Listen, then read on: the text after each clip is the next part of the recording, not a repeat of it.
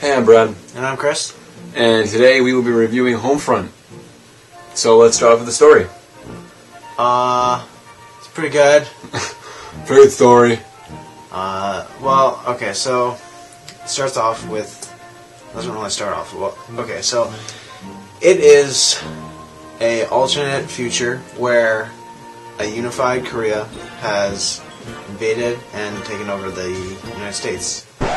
And that's like the back. So a little more of the backstory.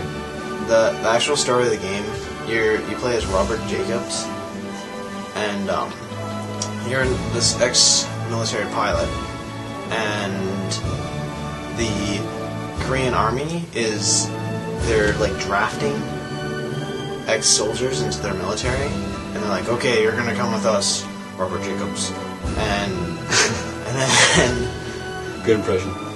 Robert Jacobs. Anyways, and then, but the resistance is like, nope, you're gonna be with us now. You're gonna help us. Because actually, that was a pretty cool opening. Yeah. When he was not really a spoiler, but in the beginning of the game, you get put in a bus, and then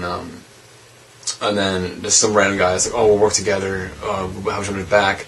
And then you're in the bus, you look out the window, and then there's this random like truck just comes in and slams right in the bus. And it's actually pretty awesome. And you're introduced, and when that happens, you're introduced to the main resistance characters, who are Connor, Rihanna, Hopper, and... No, you're not yet. No. Well, Billy. yeah, you don't meet Boone and Hopper yet, but you meet Connor and Rihanna. And so then you go through the game. You never felt like you were part of the resistance. You know, you just kind of felt like an ordinary dude with a gun. Not an ordinary, just a dude with a gun. Just all you were doing was basically just shooting people. That was it. Yeah. There was a few cool things. Cool. It's cool. There's the parts. What do you think about when you use the Goliath? It's kind of cool, but it's just kind of like whatever. It's not like Call of Duty 4 AC-130. Yeah. It's not as cool as that. It's kind of like, oh. I don't like how you bring it up, you target them, then you put it down, and you have to keep doing that. But I don't know. I never really felt like I was kind of controlling it. Yeah, it was like it was his own thing. It was like, okay, marker, go attack there. Yeah. The game is pretty short. Yeah, it's 4 hours. 4 or 5 hours. So, okay, a thing is if you don't have Xbox Live, PSN, or even an internet connection to the PC, which doesn't make any sense, but if you don't have Xbox Live or PSN, don't buy it. Because the campaign is short, you'll never play it again, you'll trade it in. But if you do have Xbox Live or PSN, buy it, because the multiplayer is seriously some of the best multiplayer I've played all year, which has only been like 3 months, but still, it's some of the best multiplayer I've played in a long time. And like, I don't want to say the multiplayer is direct Call of Duty clone, but it really is. Like, I don't like saying games copy them or anything. It's just that they took so much emphasis from Call of Duty. I hate saying that, because then everyone's going to think I'm a COD fag, which I'm not. I'm not a COD fag. It's just, it took both the single player and the multiplayer. Like, the multiplayer actually has more like unique features than the single player. Like, with multiplayer you have, although there's a kill streak thing, but it's not kill streak. It's not a kill streak. It's like basically called battle points. So say if you kill someone, you get like 100 battle points. Kill another person, you get like another more battle points. Or like complete objectives. And then there's complete objectives. There's two little indicators that you can buy, like a flak jacket or like an airstrike, and like and then they're really cool. It's like you'd think, oh, like I can just kill these people and pretty much have like all these at once, and not really. I mean, like it does this thing so that if you like, oh, I'm just going to save up all these points so I can just sit there and keep using Hellfires. Like, that was an airstrike. Yeah, which in Call of Duty you can do, like, you could like get 50 RCXDs and then just sit down and keep using it. But I found that I tried to do that. I tried to save up points, and it won't.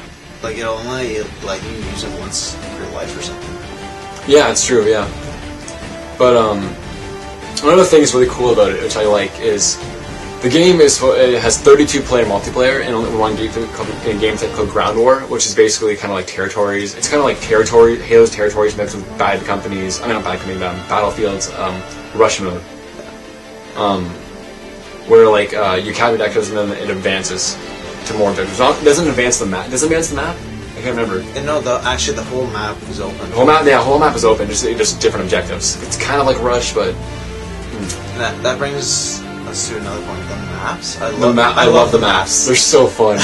Like there's like there's always certain maps where like you can't snipe there. You can't use an SMG in this map. You can use any weapon you want on any map. There's always sniping advantages.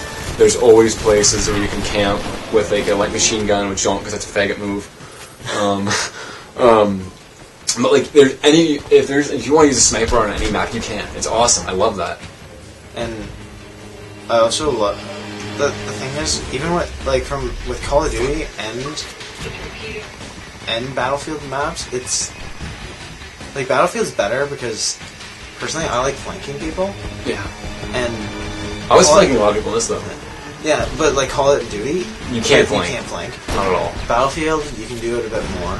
But this, I found, but it's not like it's a problem being flanked.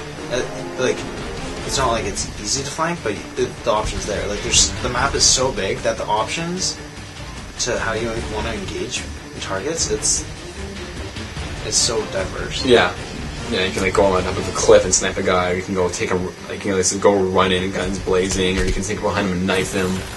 Another really cool thing I actually really like about the game is, in a lot of games with vehicles, so vehicles just spawn all over the maps, but like we said before, the battle points, you have to save up your battle points to actually buy vehicles, and then once you buy the vehicle, you just spawn in that vehicle. And like you think, oh, that's kind of stupid, like why aren't they there? But it's actually, it works. It's more a strategy, so like it works. It works really well. Yeah. It's so, I don't know.